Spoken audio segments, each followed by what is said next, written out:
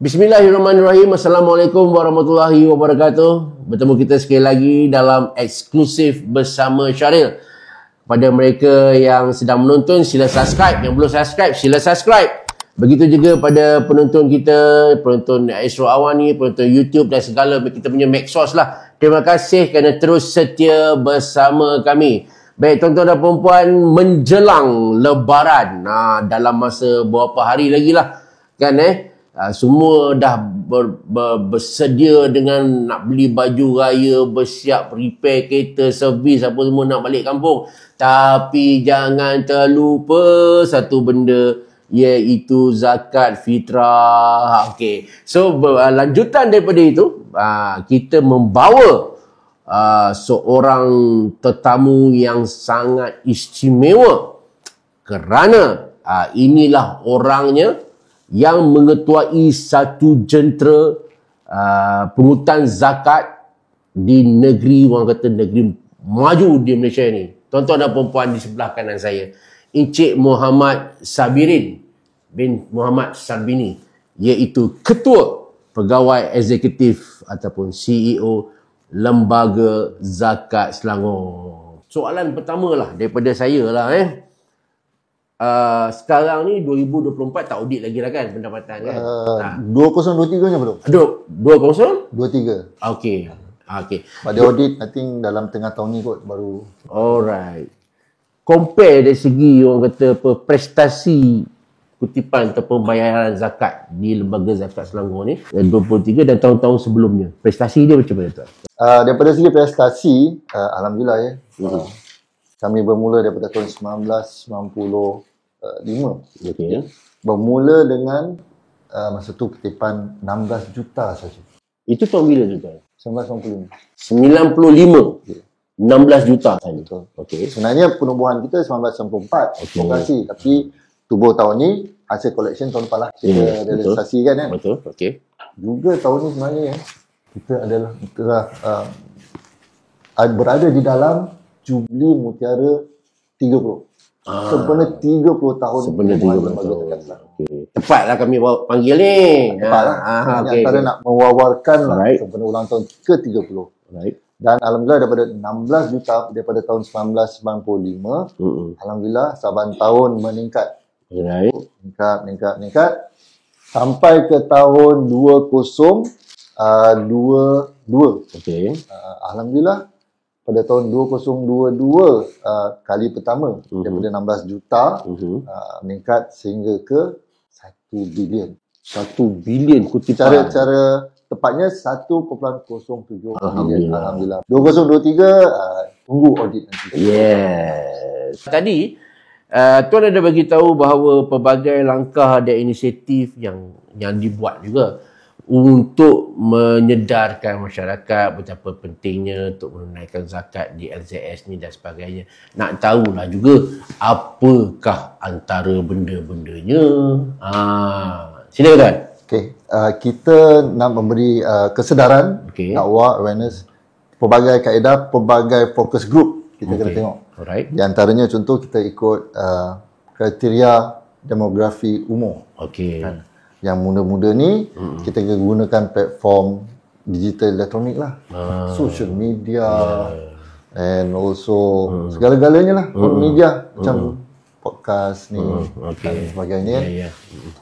Dan kepada golongan yang orang kata tak muda sangat, kita gunakan kaedah-kaedah tradisional, kaedah elektronik, radio, TV, even printed items pun kita guna. Jalan lagi. Itu daripada segi kategori umur. Kategori umur ni pun kita cuba terapkan daripada yang kanak-kanak kecil lagi. Kita dah collaborate dengan sekolah agama, iaitu di bawah JAIS. Semua adik-adik kita yang belajar di sekolah agama, kita dah terapkan modul zakat. Dia bukan sekat subjek yang orang kata apa, sampingan dia satu modul kena lulus. Ada kurikulum dan sebagainya. Dengan intention supaya zakat ni dia tak perlu dakwah lagi. Dia akan jadi culture. kepada budak-budak ni kan, adik-adik kita ni bila dah besar, dah bagi tahu zakat tu apa dia, selain daripada zakat fitrah, ada zakat-zakat lain. Dan apa itu lembaga zakat, Selangor institusi yang menguruskan zakat dan sebagainya, tu pun penting. Kalau tak mereka tengok, kenapa bayar kat institusi zakat ni, kita agihkan sendiri, tentu kan, tu pun penting. Dan bila mereka dah ada asas, biasanya kalau adik-adik yang muda-muda ni, senang kita nak untuk. Dia dengan yang berusia macam kita-kita ni kan, pun kita tak sangat kan usianya. Kita muda lagi tu kan. Senang kita blend supaya terap dalam mindset diorang. Zakat tu wajib, selain daripada 4 rukun Islam yang lain. Sebab ni salah satu. Betul. Tak boleh avoid one. Kena all 5. 5. Bercakap pasal ni golongan muda, golongan tua, golongan pertengahan semua ni, sekarang ni ialah teknologi dah banyak. Teknologi dah boleh bayar online lah, apalah. Ni masih lagi ada masyarakat yang ragu-ragu ni, boleh ke bayar online apa semua ni. Masih lagi selagi tak akad ni kira macam tak complete lah bayaran zakat dia. Tu macam mana pula tuan nak explain pada masyarakat ni? Dia preference kita pelbagai lah. Ada yang nak tradisi, nak buat satu amal tu kita nak an effort kan, effort. Ada yang lihat tu sebagai budaya, once a year pergi bayar zakat fitrah, jumpa amil. Ada yang especially gen sekarang ni dah cepat, agresif, pantas, mudah. Online dia kan. Tapi dengan melihatkan kepada platform pilihan ramai yang berbeza, Zakat Selangor kena sediakan semua platform tu lah. On ground, di cawangan, online, e-wallet dan sebagainya. Tapi walau bagaimanapun, untuk makluman semua ya, audiens atau yang mendengar ni ya, untuk menunaikan tanggungjawab zakat, syarat dia 2 je. 2 je. Kaedah mana pun 2 je syarat sah. 1, niat. Niat nak bayar zakat. Jangan kalau niat bayar fidyah dah tak sah. Bayar zakat. Yang kedua, menyerahkan harta tersebut. Bayar. Kalau niat nak patu kata hutang, tak boleh tak? Tak boleh. Niat dan serah. Itu 2 je. Kaedah lain tu pilihan masing-masing. Maknanya tak adalah kena shake hand, istilah dia. Itu selagi culture. tak goncang tangan tukang ni kira, kan 2 je. 2 je. Biasanya yang itu 2, niat, serahan harta tersebut. Yang nak ke kaunter, sebenarnya pelbagai lah dia punya motif. 1, budaya dan turun-temurun. Kedua, mungkin nak mendedahkan anak-anak dan mungkin yang mereka belum tu jumpa pakcik amil, bayar zakat. So mereka terdedah untuk menunaikan tanggungjawab zakat. Tapi kaedah tu pun macam-macam. Tuan, ini antara benda yang selalu orang tertanya-tanya. Macam mana lembaga zakat Selangor ni dia cari asnaf ni?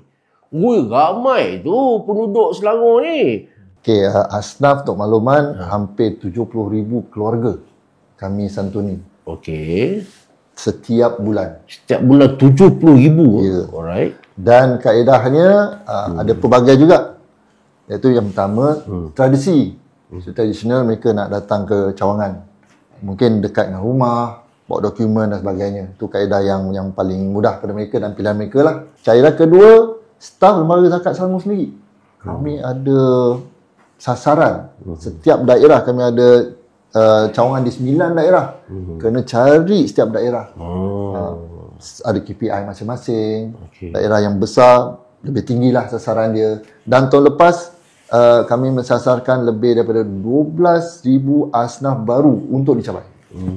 Cari yang baru. Yang lama-lama lah. Yang baru 12,000. Selain daripada tu, jelah staf kami pun total dalam 600 lebih je. Kan? Yang buat agihan dalam 100 lebih. Nak menyantuni puluh ribu. Jadi dengan tak cukup tu, kami melantik wakil. Iaitu tak kurang daripada 2,000 penolong amal karyah di setiap daerah. Pakcik-pakcik kat masjid tu. Pagi pakcik macam muda sangat. Abang-abang kat masjid. Abang-abang pencen. Imam-imam dan sebagainya. Mereka lah akan menjadi mata telinga dan akan mencari serta membanci. Oh. Bancian awal dibuat oleh mereka sebab mereka lebih arif dengan mungkin jiran-jiran di kawasan tersebut kan. Sebab kami nak sampai ke karya yang ujung-ujung tu mungkin kami tak arif sangat. Jadi mereka lebih arif, mereka akan hantar. Mereka pun ada KPI sendiri untuk mencari arsenal yang baru. Baguslah, maknanya tak ada, bukan saja staff, ada pula lantikan lagi yang akan berperanan sebagai mata dan telinga. Special branch untuk Lembaga Zakat Selangor. Yang tadi Tuan maklumkan kan, ramai datang ke bandar kan. Betul. Sekarang ni situasinya lebih daripada 60% dikategorikan miskin bandar yang berdaftar di Lembaga Zakat Selangor. Kebanyakannya di bandar. Jadi kita sedia maklumlah, di bandar tu ke mana pun gunakan duit kan. Ya, betul. Dan situlah kami tengah melihat bagaimana untuk menangani keperluan harian, dan yang paling penting sekali kami melihat bagaimana untuk membangunkan dan mengeluarkan mereka daripada situasi tersebut. Kalau tak generasi pertama, generasi kedua. Tuan, saya ada baca komen juga sebelum Tuan datang ni. Dia kata kalau betul lah LZS dah memainkan peranan dia, kenapa masih ada lagi orang miskin di Selangor ni? Seperti saya maklumkan tadi lah, mungkin total keseluruhan populasi orang miskin di Selangor belum dicapai 100%. Tapi dalam sedang proses lah dengan usaha-usaha tadi. Dan jika kita lihat ya, daripada pengalaman kami, kemiskinan ni dia boleh jadi bila-bila masa. Hari ini kita mungkin dalam keadaan selesa, besok mungkin jatuh miskin. Contoh, kalau miskin ni kami kategorikan dalam beberapa kategori. Satu, miskin tegar lah, miskin memang kena bantu je lah. Contoh, warga emas yang dah bedridden, tak warga emas pun orang-orang muda tapi lepas aksiden, kaki potong dan tak boleh bekerja, itu kita kena bantu berterusan. Miskin tegar lah kami panggil kan. Kemudian dia ada kategori miskin instant, segera. Dan dia bukan makanan dia ada segera, dia Miskin instant pun dia. Itu apa tu? Pengalaman kami. Contoh, hari ini suami bekerja sebagai seorang yang berpangkat tinggi lah. Right. Pangkat besar, mungkin GM ke atas lah. Pangkat besar, jadi pendapatan pun besar.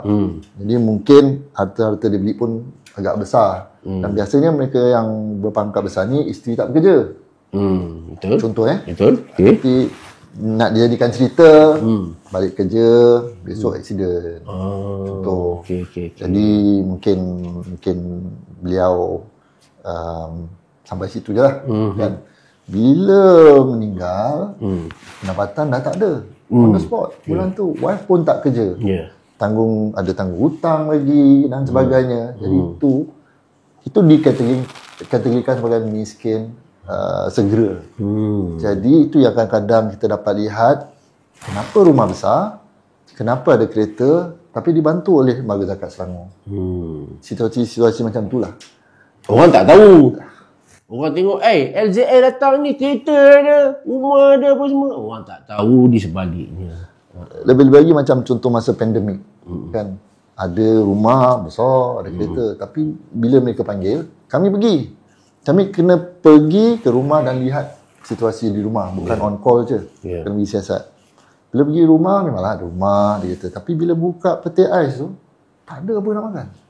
Sebab tak ada cash. Tak ada duit. Pandemik kan. Tapi harta tu telah ada sebelum tu. Kan? Ada yang harta peninggalan, pusaka sebagainya. Tapi bila buka peti ais, tak ada apa nak makan. So, kalau kita nak kata, jual rumah sekarang, kereta sekarang, dapat duit tu boleh pakai makan. Yelah, jual rumah, kereta bukan satu hari kan. Betul. Kalau dia nak beli, pandemik lagi, tak ada orang nak beli masa tu. Betul. Jadi kami bantu. Sampai buka peti ais pun tak ada apa untuk to the extent Itu antara last resort nak pastikan mereka memang tak ada itulah, tak ada punya apa-apa masa tu. Yang segera atau liquid.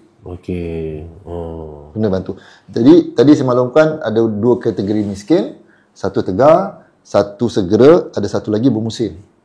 Bermusim ni contoh kalau hari-hari biasa ni kita kerja cukup-cukup atas had kifayah 2,990, tapi bila sampai suatu ketika atau musim tu kita boleh jatuh miskin disebabkan situasi semasa. Contoh, hari biasa seperti saya maklumkan tadi, hari kifayah 2,990, gaji saya 3,000. Tapi bila sampai musim nak buka sekolah, belanja kena lebih, beli pakaian, baju anak semua dan sebagainya. Tu dia boleh jatuh di bawah miskin sementara. Termasuk macam masa banjir tempoh hari, kan? Rumah habis, hanyut apa semua. Tu boleh dikategori bawah miskin sementara. Jadi kami bantu. I see. Tapi kita jangan, orang kata apa, tersalah faham ya. Yang boleh menerima bantuan bukan hanya kategori fakir dan miskin je. Dia ada 8 kategori sebenarnya. Betul. Fakir, miskin, Yes. amil, mualaf, selain betul, yang fisabilillah, garimin dan sebagainya, itu tak semestinya bawa kategori fakir miskin. Yang mohon bantuan perubatan bawa garimin, kan, tak semestinya didaftarkan bawah kategori fakir miskin. Itu boleh dikategorikan bawah miskin sementara. Contoh hari biasa dia okey, tapi besok dia diagnose kena buat stent katakan kan. Jadi dia tak mesti bawa kategori fakir miskin. Okey, itu menjawablah yang kata kategori-kategori itu. Kenapa miskin tu berterusan? Berterusan. Tu cuma selalu saya dapat soalan. Kalau betul lah zakat selangor buat pasal apa ada orang miskin? Itulah jawapan dia. Ni kita nak masuk topik yang hangat. Tadi kita dah suam-suam, ni kita nak masuk hangat sikit tuan. Ini orang kata sejauh mana zakat Selangor ni telus dalam mengendalikan wang zakat. Transparent. Sejauh mana transparannya LZS? Silakan tuan. Itulah panas lah. Panas. Okey. Daripada segi ketulusan, insya-Allah setiap tahun Lembaga Zakat Selangor akan berkongsi maklumat-maklumat, khususnya maklumat penyata kewangan. Berkongsi sebab tuan-tuan yang menaik tanggungjawab zakat, tuan-tuan perlu tahu di mana disalurkan zakat tersebut dan aktiviti-aktiviti yang lain. Itu pertama sekali, without fail insya-Allah kami akan membuat pengisytiharaan dan juga perkongsian laporan-laporan ini. Dan yang kedua, untuk makluman semua, segala aktiviti, segala laporan-laporan kami diaudit. Tidak kurang daripada 4 audit yang dilantik. Audit negara, audit swasta, audit MAIS pun ada. Selain daripada audit co-sourcing, dipanggil co-sourcing untuk aktiviti program-program aktiviti kami. Selain daripada itu, audit biasalah, audit quality SIRIM, dan audit dalam pun ada. Jadi insya-Allah berlapis-lapis audit tu, insya-Allah kami telah akan melaporkan maklumat-maklumat yang lebih telus. Itu aktiviti biasa kami sepanjang tahun. Macam tahun ni lah kan, jadi nak maklumkan pun statistik tahun 2022 2023 belum lagi dapat dikeluarkan. Saya maklumkan sebab belum selesai audit. Dan selain daripada tu, di Lembaga Zakat Selangor kami memang melihat kepada compliance, integriti sebab memegang dana awam kan. Di sini kami juga berkolaborasi dengan pihak-pihak tertentu. Seperti tempoh hari kami telah di review ya untuk aktiviti-aktiviti yang berkaitan dengan integriti, dan alhamdulillah baru-baru ini kami telah menangi kategori emas, Anugerah Integrity Governance Award daripada Institute Integrity Malaysia. Alhamdulillah. Dan juga perkara lain seperti cyber security pun kami menitik beratkan sebab data-data pengeluar zakat, penerima zakat semua daripada kami.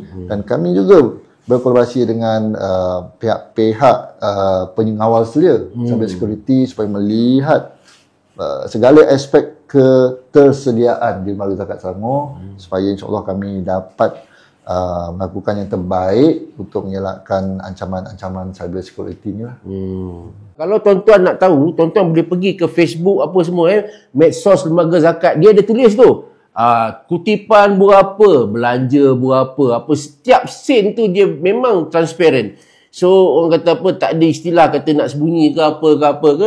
Dan macam tadi Tuan CEO cakap sampai 4 badan audit ni, yang badan audit ni lah, badan audit luar lah, badan audit swasta, semua ada. So menjawab soalan tuan-tuan dan perempuan, kalau rasa telus tak telus LZS tu, itulah tadi jawapan dia. Kita akan kembali selepas ini.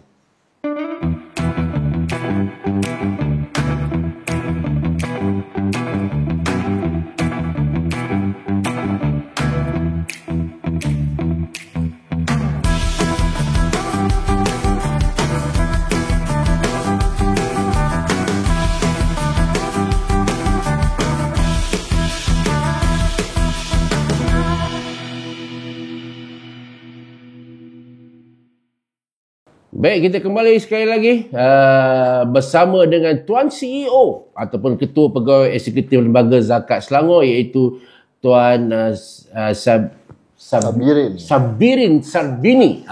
Sabirin Sarbini. Baik, tadi for the past half an hour dah kita dah cerita macam-macam lah pasal zakat ni. Ini ada satu benda yang menarik juga ni. Orang kata ada satu soalan ni daripada penonton. Dia kata, betulkah wang agihan yang tidak habis diagih? Betulkah ada wang agihan yang tak habis diagih pada setiap tahun? Terima kasih dengan soalan tersebut. Ya. Betul. Betul. Memang ada yang tak dihabiskan pada tahun semasa. Ya. Tapi sebelum ke situ, saya ingin kongsikan kaedah pengagihan dulu. Timeline dalam setahun. Okey. Untuk makluman semua pendengar, dalam setahun, untuk kutipan ya, ada 2 kali yang peak. Maksudnya yang kutipan tertinggi di dalam setahun. Pertama adalah pada bulan Ramadan. Bulan ni lah. Semua orang nak bayar sebab dengan intention buat baik bulan Ramadan, pahala dia lebih berganda dan sebagainya. Peak yang kedua adalah pada bulan Disember. Untuk keperluan dokumentasi legal, HDN, cukai dan sebagainya. Itu 2 bulan kutipan paling tinggi dalam masa setahun. Okey. Ya. Dan kutipan yang paling tinggi sekali adalah pada bulan Disember. Paling tinggi sekali. Paling tinggi Dan kutipan yang tertinggi sekali pada 10 hari terakhir Disember. Apa kenapa tu? Sebelum 31 Disember. Nanti terlepas 31 Disember tak boleh claim income tax untuk tahun semasa. Yes. Jadi tuan bayangkan 10 hari terakhir kutipan paling tinggi sepanjang 365 hari. Bayangkan kami kalau terima 29 hari bulan Disember kutipan tu, dan memang tu paling tinggi, ada tinggi pun 3 hari terakhir. Mana sempat nak agih? Mana sempat? Last minute duit dapat. Sebab untuk makluman semua, agihan mengikut fatwa dan prosedur kami kena diagihkan yang telah dibenarkan ya. Perlu diagihkan maksimum 6 bulan. Maksudnya? Kalau bulan Disember, maksimum sebelum habis bulan 6. Sebab kita ada agihan yang berkala. Kita tak boleh dapat 31 Disember, habiskan semua 1 Januari. Bayangkan kalau 2 Januari tak ada orang bayar apa-apa. Kita ada fix bantuan yang perlu disantuni. Contoh, bantuan kewangan bulanan. Kita tak boleh bagi Januari je. Februari, Mac, mereka perlukan bantuan kewangan juga. Bantuan makanan, kita tak boleh bagi makan Januari je. Februari kena makan juga kan. Dan juga seperti bantuan-bantuan sewa rumah, bayar Januari je, tak bayar sampai bulan Mac, kena keluar. Betul. Jadi kita kena leveragekan wang agihan tu secara berkala, tetapi tidak melebihi 6 bulan. Rancangan setahun. Tuan, benda yang sering orang kata tiap-tiap kali sampai tak larat nak menjawab lah ni, orang kata bila deal dengan pejabat zakat ni, birokrasi, red tape, itulah, inilah, isi borang lah, apalah, kan.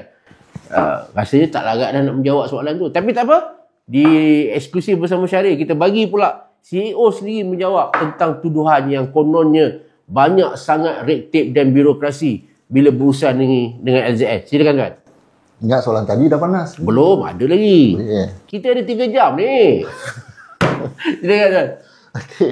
Daripada segi respon tersebut, pelbagai faktor kita boleh lihat ya. Pertama, contoh ada situasi yang datang di cawangan-cawangan tapi dokumen tak lengkap. Lepas tu mungkin ada yang datang tapi tuan pemohon pun tak ada.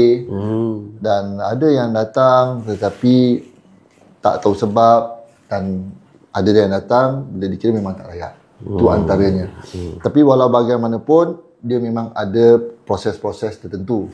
Ada jenis bantuan yang kita boleh luluskan on the spot. Oh, ada. Seperti bantuan kecemasan, kan? Kita boleh luluskan on the spot. Ada bantuan-bantuan yang perlu siasatan lanjutan. Contohnya tadi kan, untuk asnaf fakir miskin yang kali pertama mohon, untuk memastikan beliau layak, selain daripada dokumentasi, setiap pegawai zakat perlu pergi ke rumah. Tengok betul ke rumah dia seperti yang dimaklumkan, kan? Di lokasi mana dan bagi wujud tak rumah tu, dan itu perlu proses masa lah. Dan especially macam sewa rumah, perlu ada kelulusan daripada owner rumah tu, dia membenarkan sewa dan sebagainya. Kami khawatir kalau dah bayar sewa nanti tuan rumah tak bagi pula, dia dah ke sana. Sebab kami Lembaga Zakat Selangor akan mengeluarkan bayaran ni terus kepada pemilik rumah, dan kami alhamdulillah kami mempraktikkan sekarang ni sudah hampir 93% secara cashless, masuk dalam akaun. Itu the first punya approach atau first point yang kita jumpa. Perlu betul rumah tu memang wujud, si pemohon ni memang ada akaun tersebut dan sebagainya. Tapi bila dah secara lepas tu bulan-bulan dah masuk tu, kita berterus dan lebih cepat lah. Okey, Tuan, ini pun satu soalan favourite juga, Tuan. Kami ni tak percayalah zakat-zakat ni, kan? Tak siapa-siapa yang dia bagi, beg kami edar sendiri, puas hati. Dia dah tentu bagi sendiri ni kat orang ni, puas hati. Jadi itu pula macam mana, Tuan? Ada yang bertindak sendiri ni, dia nak agih sendiri pula ni. Tak percaya kan, macam IZS lah apa lah, macam mana? Marah betul. Okey. Ini adalah kata apa? Proses agih sendiri. Ya. Di mana mereka ingin membuat agihan-agihan mengikut preference mereka. Okey. Dia agih sendiri daripada hukum di negeri Selangor lah. Sah tapi berdosa. Kan? Pening kan? Pening tu, sah tapi berdosa. Sebab sah nak agih sendiri boleh, tapi berdosanya sebab tidak mengikut perintah ulul amri atau pemerintah yang mengeluarkan arahan untuk menunaikan tanggungjawab zakat melalui institusi-institusi yang dilantik. Macam ni lah. Contoh kan, petang kita nak pergi main bola kan. Main bola, salah ke betul? Boleh ke tidak? Boleh. Boleh. Tapi mak kata jangan keluar. Tak boleh lah. Awak duduk belakang parut kelapa. Kan? Jadi perbuatan main bola tu tak salah. Tapi sebab salah, langgar, mak suruh parut kelapa. Contoh. Macam ni lah. Itu daripada segi polisi.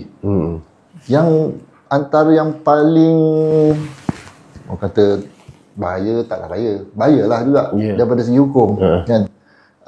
Agihan tu perlu diberi kepada mereka-mereka yang layak. 8 kategori asnaf, ya.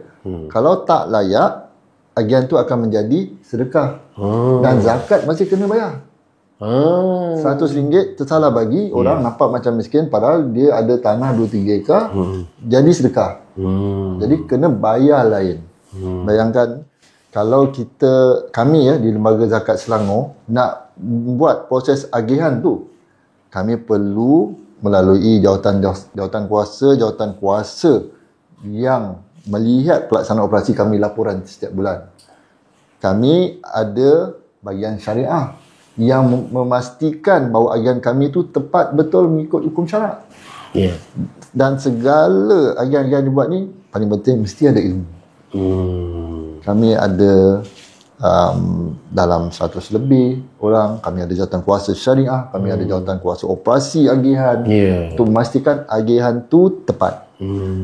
Kalau kita rasa kita ada ilmu, kita boleh agihkan sendiri, make sure tepat. Itu boleh kalau nak buat tu tepat daripada segi hukum. Tapi kalau di Selangor dia melanggar perintah pemerintah kat situ. Tapi kalau boleh yang afdal, kita mungkin boleh tanya diri kita, asnaf ada 8, boleh ke kita agihkan kepada 8 kategori? Kita tak boleh pilih sebenarnya. Kita tak boleh pilih nak agihkan kepada miskin saja, ABC belakang rumah kita. Bagaimana kategori fakir, kategori fisabilillah, kategori garimin, kategori lain. Seperti kita tidak mengiyakan hak mereka. Jadi kalau RM1 tu kita boleh pada 88 dan sebagainya, itu salah daripada segi hukum. Kan? Cuma bab arahan pemerintah. Tak payah pening lah tuan-tuan. Istilah dia tak payah pening lah. Mereka ni ada semua pakar-pakar. Petugas-petugas LZS ni dah melalui latihan dan sebagainya. Diorang tahulah lebih tepat siapa yang perlu dibantu. Ada 8 golongan ni. Kita ni jangan suka-suka je tengok orang tu macam susah, bagi. Macam tuan cakap tadi, betul ke? Kan? Kalau salah, dia tak jatuh pada zakat, dia jatuh pada sumbangan. Sedekah. Boleh, sumbangan, maknanya CSR. you tetap kena bayar zakat. Jadi buat apa nak pening-pening kepala? Kita dah ada kerajaan dah lantik, pemerintah dah lantik lembaga zakat Selangor untuk menunaikan tugasan dan tanggungjawab mereka. Kita serahlah amanah tu kepada pihak lembaga zakat Selangor. Kalau LZS tak betul, dia yang dosa. Kan. Tapi kalau nak bantu juga, tak payah pening. Macam kata tadi kan, laporkan kepada pihak lembaga zakat Selangor. Just bagi simple call. Betul. Daripada duit nak agihkan, nak cari sendiri, tengok, pergi ke sana sini, nak make sure ada 8 kategori kan. Lepas tu tersalah bagi juga. Kalau ada mereka-mereka yang dirasakan layak, bakal rumah kan, bagi nombor telefon atau minta mereka datang ke cawangan. Kan? Kalau kita sendiri bagi, mungkin kita boleh bagi RM10,000 je, one off. Tapi kalau kita bantu mendaftarkan mereka di bawah kategori fakir dan miskin, segalanya insya-Allah dibantu. Makan, minum, sewa kalau layak lah. Anak-anak sekolah pun kita akan bantu. Bukan hanya dengan jumlah RM10,000 kita je. Kan? Jadi bantu dengan keadaan yang mudah. Minta mereka datang ke cawangan lembaga zakat Selangor. Tolong hantar. Kalau kata jumpa orang miskin tu, you bawa dia datang. Hantar ke pejabat zakat ke, kontak pegawai lembaga zakat. Bantu dia segitu tuan. Itu lebih afdal. Itu yang lebih afdal. Tuan, diam tak diam, kita dah hampir 45 minit ke udara. Saya pun dah berjanji dengan Tuan CEO ni. Saya interview 45 minit je. Kan? Tuan CEO kita sibuk. Jadi kita pun masuklah ke soalan terakhir tuan. Sebagai CEO ni, orang yang nombor 1 di lembaga zakat Selangor, apa pesanan tuan kepada mereka yang sedang menonton rancangan ini dan juga pada pembayar zakat tuan? Silakan. Terima kasih. Pertama sekali kepada yang penerima agihan agar dapat memanfaatkan bantuan-bantuan ini dan supaya menjadi motivasi untuk mereka dan keluarga mereka untuk mungkin keluar daripada situasi tersebut. Kalau mungkin ketua keluarga tak boleh keluar, mungkin ada faktor-faktor sebagainya, galakkan diberikan kepada generasi kedua, mungkin anak-anak. Galakkan belajar dan sebagainya. Semua telah dibantu dan akan dibantu.